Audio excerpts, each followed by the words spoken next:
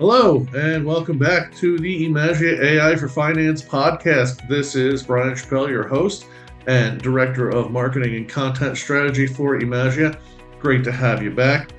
Today, we have a guest from the Hackett Group, Vin Kumar. He is the Managing Director and Principal for AI and Digital Operations. You are the practice leader for that group, which is obviously a huge focus right now for a lot of research firms and consulting firms and software development firms like ours. So it is it's going beyond trend and to something much more than that. So we're going to get into that.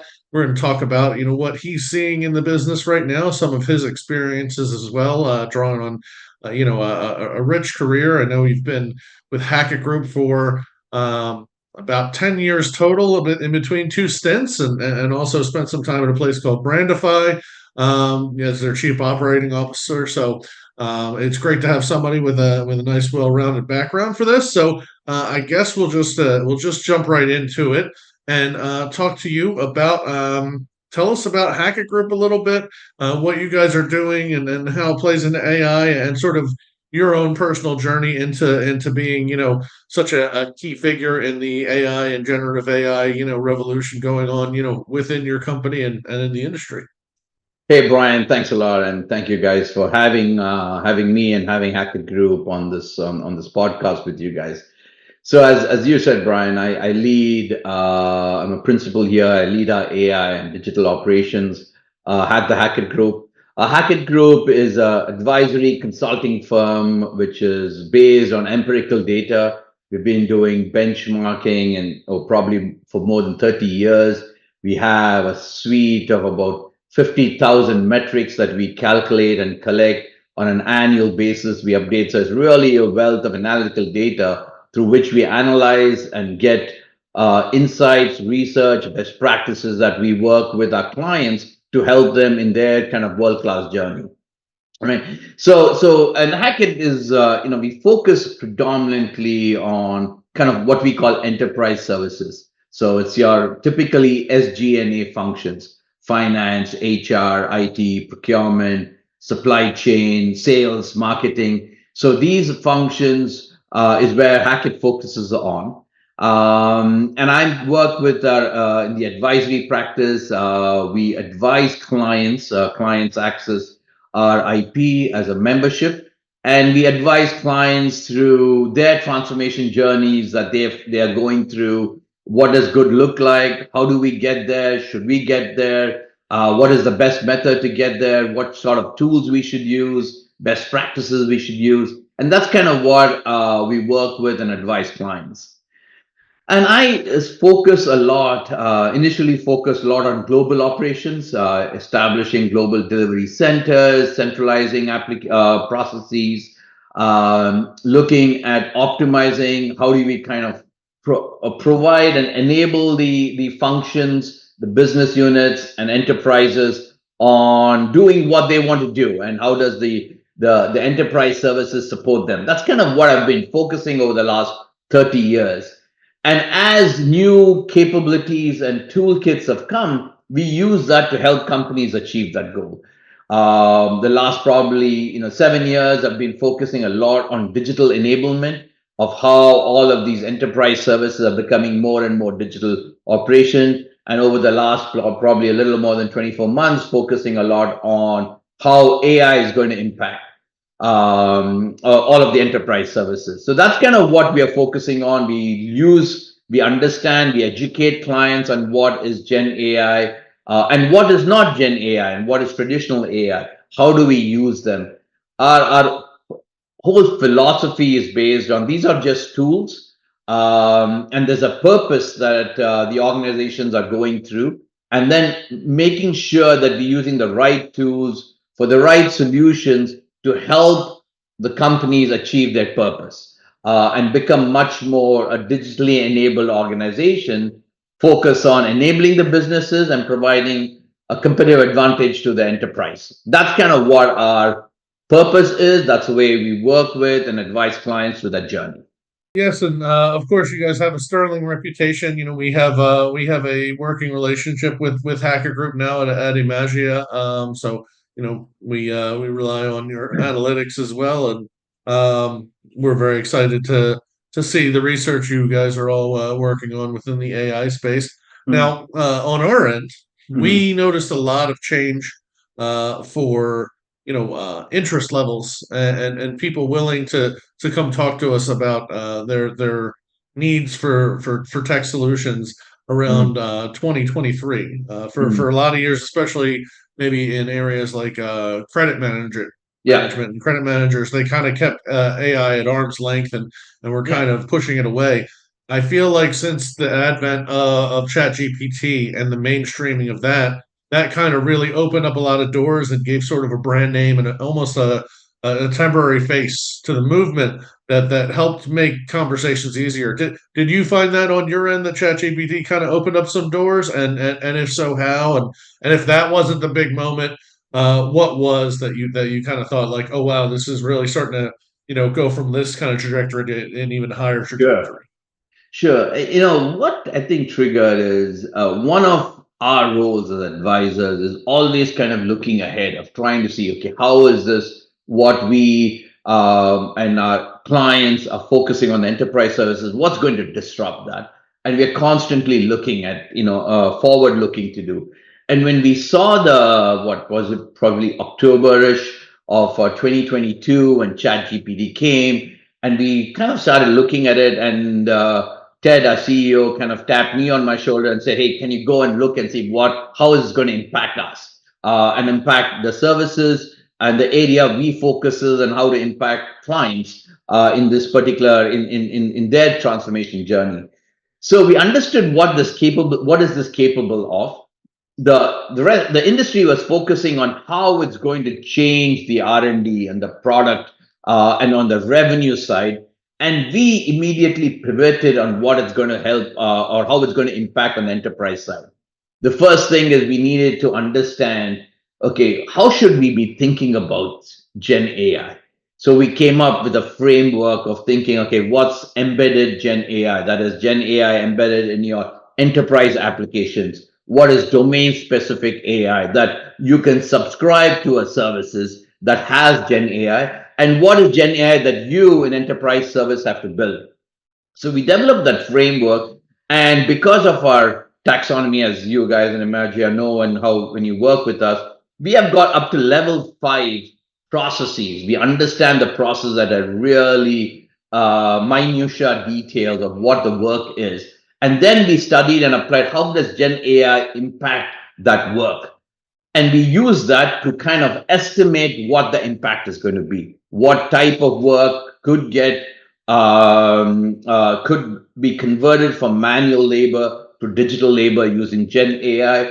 What does that mean in terms of productivity, capacity, cost of service? So we started analyzing that, and we really realized that this is going to be a significant impact and disruptor to all of the enterprise services and functions to do that.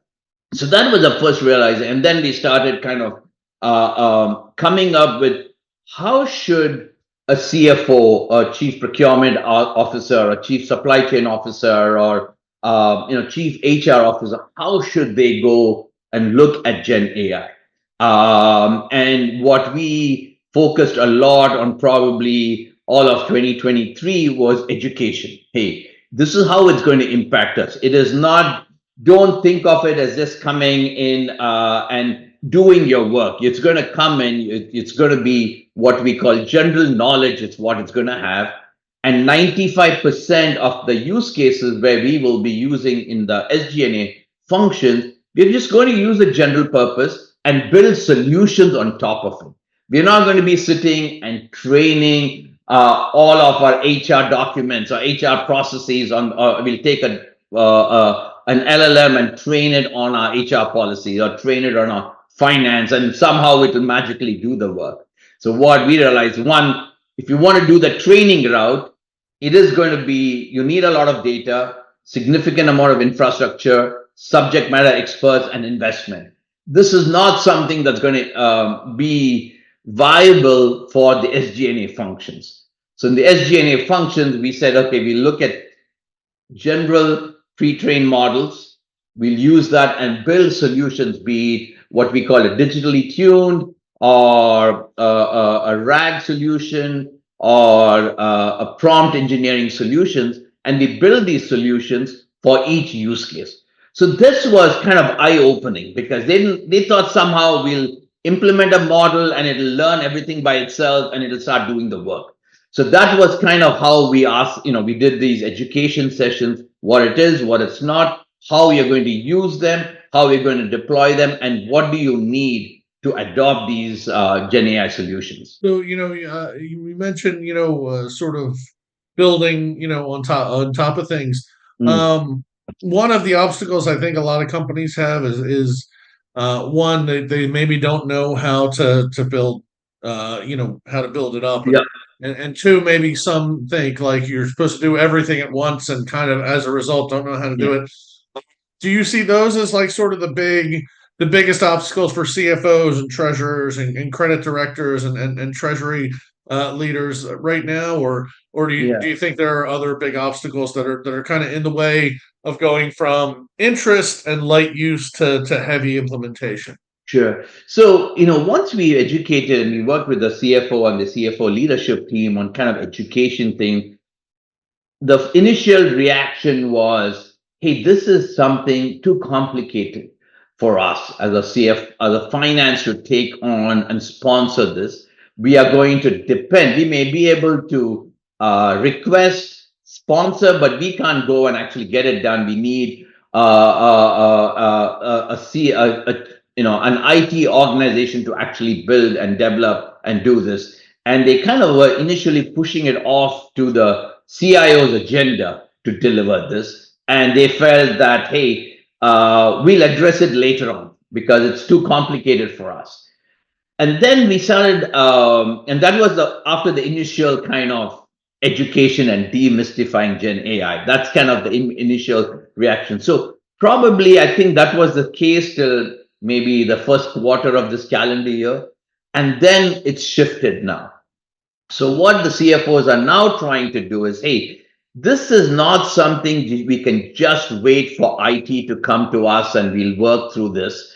This is something that we have to own and we have to sponsor this aggressively to do this. And yes, we understand we can't execute it. We need IT and more technical resources to help us execute it, but we have to be pushing it and we have to have. And what I see the last probably 6 months is CFOs, credit managers, finance leadership, all trying to put some sort of a roadmap. Okay, what is the next 3 years going to look like of how I'm going to leverage Gen AI? What functionalities and capabilities I'm going to depend on my enterprise application providers, my end-to-end process solutions like Emagia? What are the capabilities are you going to incorporate and enable there from a Gen AI capability that me as a user can turn on, turn off? So to do that, and then what is it that's remaining that I have to build on my own? And if I have to build on my own, what type of organization that I need? It just can't be tech resources. They understood that, hey, this is going to impact significantly. It's going to impact operations, data, technology solutions, kind of partnering ecosystem. It's going to impact governance, regulation, all of these it is going to impact. And I need to look at it much more holistically. It is not just put in a chat GPT solution and that's it. So they're saying, okay, we own this. We have to create some sort of a COE to execute this. A key component of that COE is going to be my IT organization, which is going to come and define a much more agile methodology to build this. And what is coming as a best practices is called the modular architecture for developing Gen AI solutions. In plain words, I would consider it like Lego blocks. You're going to be having these Lego blocks. And their IT and your technology team will build this, and you as a finance leader are going to use these Lego blocks and put it together to build the solution that you need for your particular use case. So that's a big shift that we are seeing. And the ask is, hey, help me build that roadmap. What does the next 2 years looks like, or 3 years look like? Yeah, and I think build it versus buy it it's a popular debate with many new technologies that come along, and Mhm. often to build it yourself, you need. It sounds like to me what we're saying is you need the right kind of company and the right amount of people and a lot of expertise to kind of even think about doing it on your own and not going out to the many providers that kind of help Oh, in many absolutely. different ways. Yeah, absolutely. And we always say, hey, if you're already using an enterprise solution, be it an Oracle, be it an SAP, be it Emagia, you're using this, provided you meet, they all have prerequisites before, because one, they're all going to enable and add more and more Gen AI capability in their solution. That's a given, and they're going to be, we see the significant investments they're making, and they are the best ones to do that.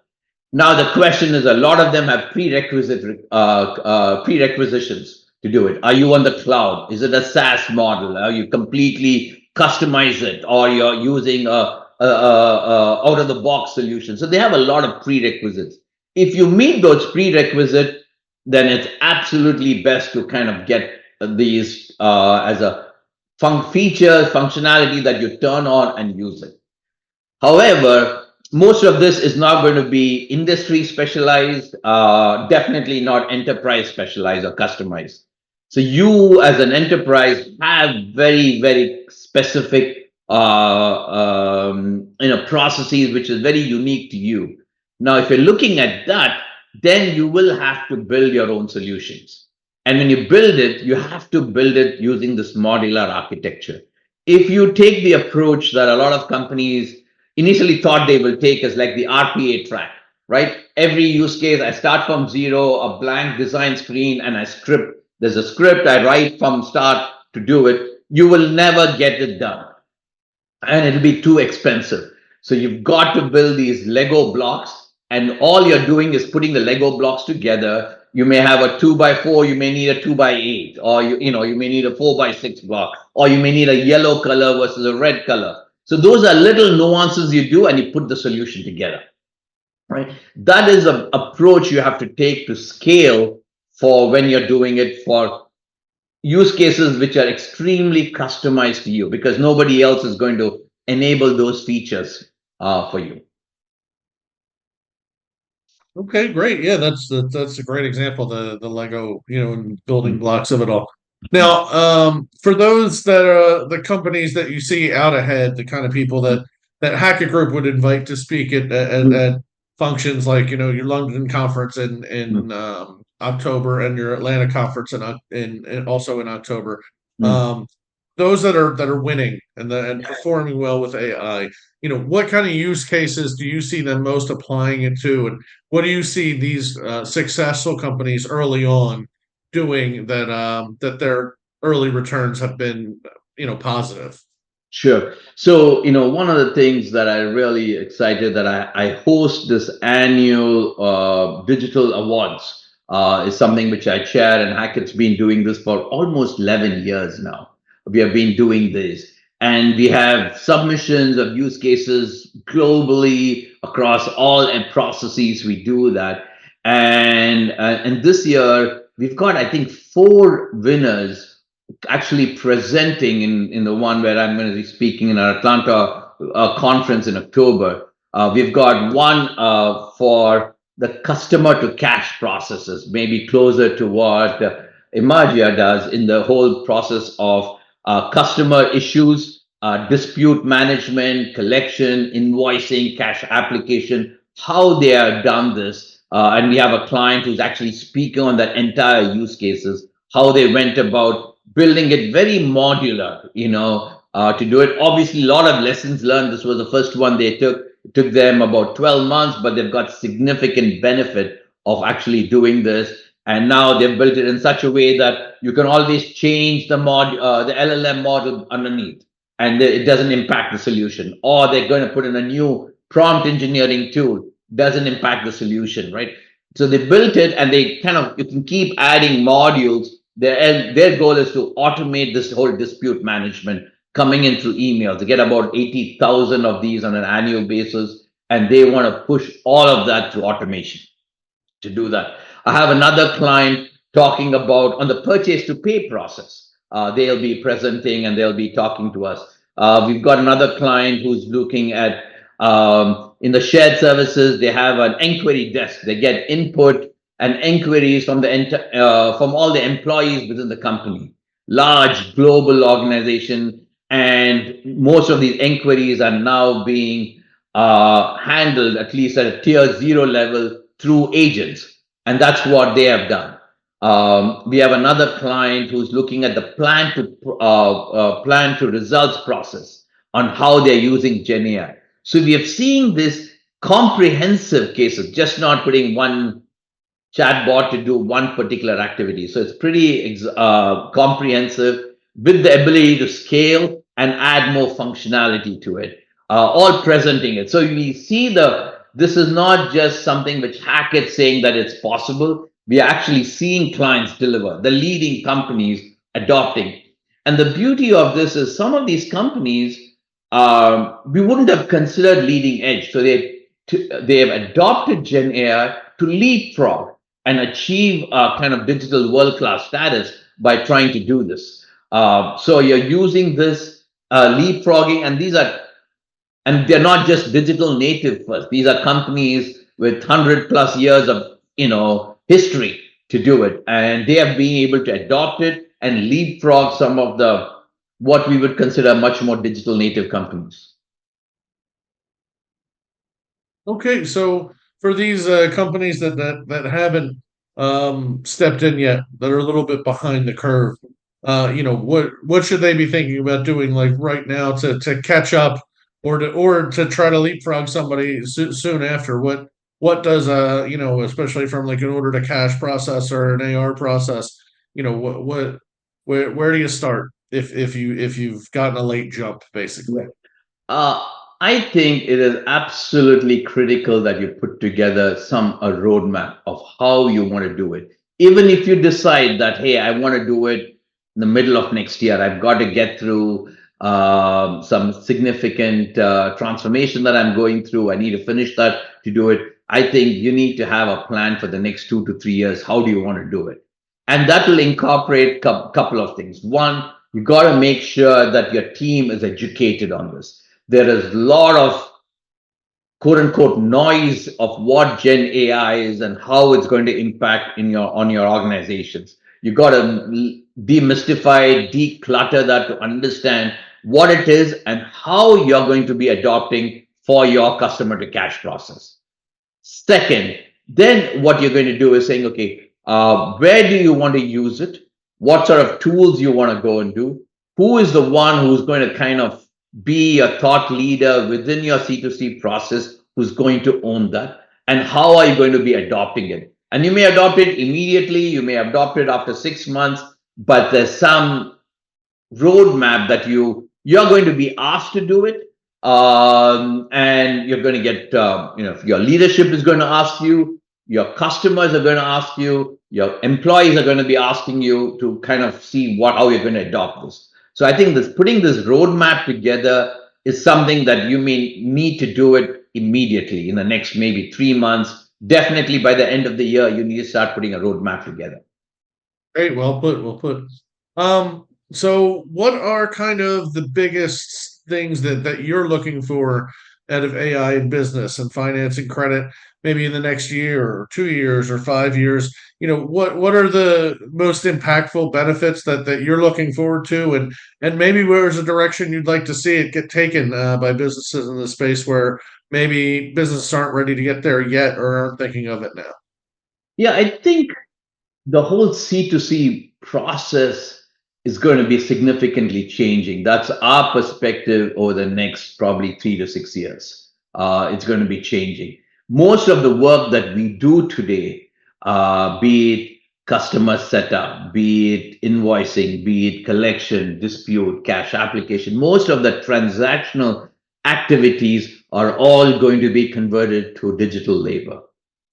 And what the team is going to be focused on, a couple of things. One, we're going to become much, much more insightful. And that's a term that's used a lot very loosely and maybe sometimes inappropriately too. So, but what we mean by that is we need to understand what's going on in the business. What is going on actually with the wall, that we are actually going to partner with the business, understand credit situations, understand macroeconomics, how is it going to impact our customers to do it. So it's almost becoming what your business leaders are thinking about and delivering it. That's what we are going to do. We are going to be analyzing, we have data, we've got the toolkit, we've got capacity to think. We are not going to be sitting and taking all the input and just plugging it away and doing it fast, doing it accurately, and going. All of that is going to get converted. So it's going to be this unstructured work, watching the process flow and realizing, okay, what's happening with these customer orders? Why are we getting more orders, quantity reducing in each order to do it? What's driving that? It'll draw that out, and we are to sit and think and analyze. And we are in a position to look across multiple business lines. We look at customers. The businesses are focused on their products, their services for their business line with their customers. We are sitting one step behind, and we're looking at the same customer maybe across business lines. We're looking at the credit risk across business line, across geographies, demographic of the customers, and we need to get insights that we have to feed our business today. So that's one big thing we are going to do. Second, we are going to focus on only areas which need us to focus on. And the toolkits are going to tell you where you should focus. It's not just, I pick one randomly or I pick 2% of every set of transaction. There is no, we are going to do, and the system is going to highlight and say, hey, something looks out of the norm with this particular transaction. Have a look at it, right? So it's going to feed us, and we are going to be putting on our thinking hats to understand and analyze what's going on with a transaction. Before it is end of the quarter, end of the month, that's when it gets highlighted. So before we get there to do it. And then we are going to have a team of what we consider liquid workforce. So people who could work across the C2C life cycle. Today, they're all specialized by which particular set of activities they do. And they do it very well and they do it fast. Now, since most of that is getting automated, the team is focusing on the end-to-end process. Wherever they need of the day is, they are going to be focusing on that. So you're going to have a breadth of knowledge across that end-to-end life cycle of the transaction. Okay, great. Exciting. It's certainly an exciting time. See where things are going. It's exciting to see where we are now. I know Hackett Group is going to be out there doing a lot of things in October. Why don't you talk a little bit about the upcoming month for your group and just some of the ways you're going to be able to bring this message to people and bring insights, as you say, to a lot of people who really need them for direction right now.